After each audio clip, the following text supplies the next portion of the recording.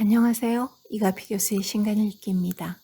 오늘 함께 나눌 책의 제목은 독과 약의 과학, 사이토 가스히로 지음, 정한리 옮김, 시그마 북스에서 23년 8월 10일에 발행하였습니다. 저자는 현재는 나고야 공업대학 명예교수로서 전문 분야는 유기화학, 물리화학, 광화학, 초분자화학입니다.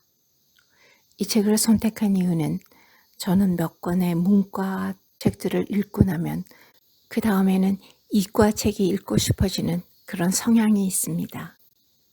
먼저 머리말부터 잠깐 볼까요? 독과 약이요? 당연히 정반대 물질이죠. 분명 독은 소량으로도 사람의 목숨을 앗아갈 수 있고 약은 소량으로도 사람의 목숨을 구할 수 있다. 사람의 목숨을 앗아가는 독 따위 세상에 존재해선 안 될지도. 정말로 독은 우리에게 필요 없는 존재일까? 예를 들어 대부분 인간에게 해로운 살충제가 사라지면 어떻게 될까? 해충이 곡물을 먹어치우는 바람에 논밭이 황폐해지고 해충이 매개하는 전염병이 창궐한 끝에 이 지구는 77억 명이나 되는 사람이 살기 어려운 행성으로 변할지도 모른다. 인위적으로 만들어낸 청산소다는 청산가리라고도 불리는 사이안화 포타슘과 마찬가지로 독극물이다. 하지만 일본에서만 1년에 3만 톤이 생산되는 이유는 독극물이 필요해서가 아니다. 사이안화 소듐 수용액은 금을 녹이는 성질이 있어 도금할 때나 광산에서 금을 채굴할 때 빠뜨릴 수 없는 물질이기 때문이다. 독극물 중에는 어떻게 사용하느냐에 따라 약이 되는 물질도 상당히 많다. 맹독인 투구꽃의 독은 한방에서 강심제로 쓰이는 중요한 성분이다. 보고독도 진통제나 심장질환 치료에 활용할 가능성을 두고 연구 중이다. 사람을 폐인으로 만들고 사회적으로 말살시키는 맹독인 아편 역시 암 환자의 진통제로 활약하고 있다. 독은 대개 소량을 신중하게 사용하면 둘도 없는 약이 되고 반대로 약이라도 대량으로 사용하면 독이 된다. 독과 약은 한 끗 차이다. 자연에는 독과 약이 가득하다. 자연에 존재하는 식물, 동물, 광물에만 독과 약이 존재하는 것은 아니다. 우리 인간이 지식과 기술을 구사해서 만들어낸 합성물질에도 수없이 많다. 이 책은 이러한 독과 약의 세계를 널리 소개하기 위해 집필했다. 이 책은 10장으로 구성되어 있는데요. 일반인인 제가 생활에 필요하다고 생각하는 새로운 정보들을 몇 가지 이야기할게요. 왜 인류는 독을 찾았을까요? 고대의 사람들은 덩치 큰 동물을 사냥하기 위해서 그 해답이 독이었다. 그리고 민족 사이에서 전쟁이 벌어지면 화살촉과 창 끝에 독을 바르지 않았을까? 중세 시대부터는 암살 수단으로 쓰였는데 일본뿐만 아니라 전 세계를 통틀어 얼마나 많은 주요 인물의 목숨을 앗아갔을지 셀 수 없을 정도다. 르네상스 시대 유럽에서는 로마 교황 알렉산데르 6세가 사주한 암살 사건이 빈번히 일어났다. 알렉산데르 6세는 눈독 들인 이탈리아의 자산가에게 트집을 잡아 교황청 감옥에 감금하고는 가문 대대로 내려오는 독약으로 암살한 다음 재산을 몰수해 예술가 라파엘로와 미켈란젤로를 원조하는 데 썼다고 한다. 이탈리아의 자산가들은 도저히 견딜 수 없었다. 이러한 연유로 비소를 검출하기 위해 고안된 것이 은식기다. 왜 은식기일까? 비소와 반응에 검게 변한다는 은을 이용해 참변을 피하려는 생각이었을까? 안타깝지만 은은 비소와 반응한다고 해서 검게 변하지 않는다. 은은 황과 반응하면 검게 변하는데 사실 당시 비소에는 불순물 황이 함유되어 있었다. 은식기를 사용했던 이유는 그 때문이다. 근현대의 독은 크게 두 가지로 나뉜다. 하나는 공공연하게 사용된 독극물이고 다른 하나는 비밀리에 사용된 독극물이다. 공공연하게 사용된 독극물은 세 종류다. 첫 번째는 살충제로 대표되는 농약, 두 번째는 현재 금지되어 있는 화학무기이고 마지막은 공해를 일으킨 독극물이다. 용량이 독을 만든다라는 말이 있다. 즉 양에 따라 독도 약도 될 수 있다. 많이 섭취하면 무엇이든 독이 된다는 말이다. 2007년 미국에서 열린 물 마시기 대회에서 생수 7.5리터를 마시고 우승한 27세 여성이 대회가 끝나고 두통과 현기증을 호소하다가 몇 시간 후 사망하는 사고가 발생했다. 의사의 소견에 따르면 병명은 물 중독이었다. 물을 대량으로 섭취하면 혈중 소듐 농도가 저하되고 두통, 구토, 경련 등의 증상이 발생한다. 증상이 심하면 뇌부종이 일어나고 최악의 경우 죽음에 이른다. 한때 미이라는 이집트 특산품으로 여러 나라에 수출되어 이집트의 외화 획득에 공헌했다. 냉정히 생각하면 미이라는 포유류가 건조된 물체이므로 육포 같은 상급 단백질이며 환자의 단백질 칼슘 보급에 쓰였을 것이다. 실제로 미이라는 결핵의 특효약으로 톡톡히 쓰였다. 미이라가 약으로 쓰인 또 다른 이유가 있다. 미이라는 단순히 사막의 방치의 건조한 시체가 아니다. 미이라를 만드는 전문가들은 고대 이집트의 의사나 다름없는 지식을 갖춘 고도의 기술자 집단이었다. 그들은 비전비약으로 미이라를 만들었다. 그리고 그 비약은 오랜 역사 동안 미이라에 남아있었다.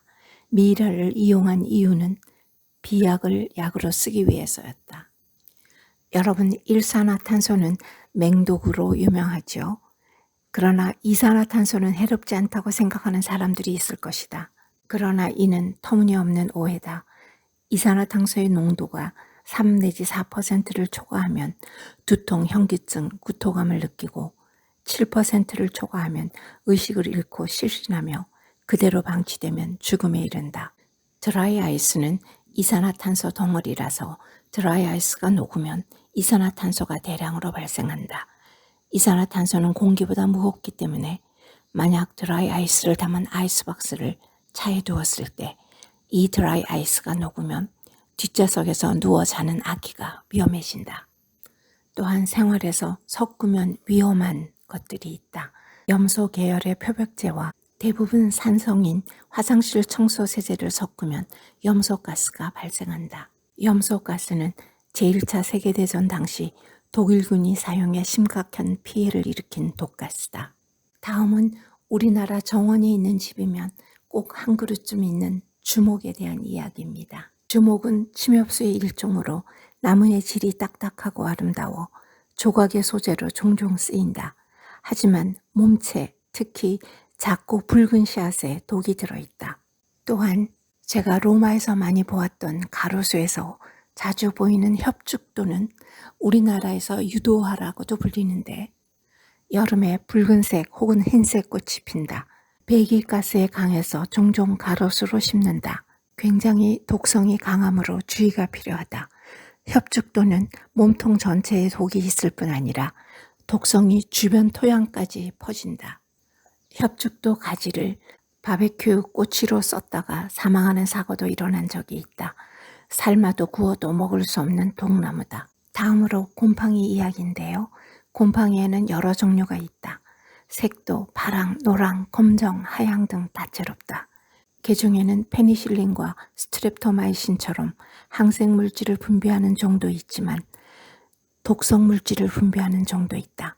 그 중에서 유명한 것이 땅콩 버터에 달라붙는 곰팡이가 분비하는 독이다. 이 곰팡이의 무시무시한 점은 설사나 복통 같은 일시적인 독이 아니라 유기물의 최악인 발암성이 높다는 데 있다. 절대로 입에 대서는 안 뜬다. 다음으로 동물의 독을 볼까요? 중국 고전에 따르면 옛날 중국에 맹독이 있는 짐새가 살았다고 한다. 두루미 정도의 크기에 독사를 잡아먹고 산다는 새다. 짐새의 독은 몸뿐만 아니라 깃털에도 있는데 이 깃털을 술에 담아서 만든 독액을 암살에 썼으며 이를 짐살이라고 불렀다고 한다. 짐새는 실제로 목격된 적이 없어 오랜 시간 전설로 여겨졌으나 1990년 뉴기니에서 독이 있는 새가 동시에 3종이나 발견되었다. 모두 피토위 속에 속하는 조류인데 몸 길이가 60에서 80cm나 된다는 점에서 피토이가 짐새일지 모른다는 생각마저 든다. 이 독은 독화살 개구리의 맹독과 매우 유사하다. 또한 양서류인 두꺼비나 독개구리를 만지거나 핥으면 절대 안 된다. 그러나 파충류인 도마뱀 부치에는 독이 없다. 이제 마지막으로 제10장 인류를 구할 미래의 의약품 후보를 보겠습니다. 인류의 역사는 의학의 역사이기도 하다. 20세기 화학 분야에서 새로운 유형의 분자 구조물이 개발되었다. 분자 여러 개가 모여 구성된 분자를 초월한 새로운 분자 구조체, 즉 초분자였다. 초분자의 대표적인 사례는 스마트폰 화면에 쓰이는 액정이다. 초분자가 공학적인 응용뿐만 아니라 헤모글로빈, DNA 등 생체 내에서도 중요한 역할을 한다는 사실이 밝혀지면서 초분자는 의료 분야로까지 진출하기 시작했다. 초분자라는 구조가 항암작용도 하기 때문이다. DNA에는 그 사람의 모든 정보가 새겨져 있는데 이것을 의료에 활용할 방법은 아직 확립되지 않았다. 그러나 개개인에게 맞춘 의약품도 나올 날이 멀지 않다. 또한 난치병 치료의 비책으로 알려진 iPS 세포, 즉 배아줄기세포가 있다. 인간은 영원히 살 수 있을까? 동서고금을 막론하고 누구나 불로장생을 바라는 법이다. 사실 불로장생이 아닐까 여겨지는 생체는 오늘날에도 존재한다. 바로 헬라세포라는 암세포다. 1951년 미국 대학병원에서 헨리에타 렉스라는 31세 여성이 자궁암으로 사망했다. 그녀의 암세포는 유리 용기 안에서 배양되면서 오늘날에도 증식하고 있다. 그러나 생명에는 필연적으로 끝이 있다. 이를 입증하는 자료는 얼마든지 있다. 세포의 분열 횟수는 약 15회로 정해진 분열 횟수를 초과한 세포는 죽음을 맞이한다. 세포의 집합체인 우리 역시 마찬가지다. DNA 말단에는 텔로미어라는 부분이 존재한다. DNA가 분열 재생할 때 이 텔로미어의 끝부분은 재생하지 않는다. 다시 말해 분열 재생을 반복할 때마다 텔로미어가 짧아진다. 그리고 이 텔로미어가 사라지면 DNA가 분열할 수 없게 되어 세포는 죽음을 맞이한다.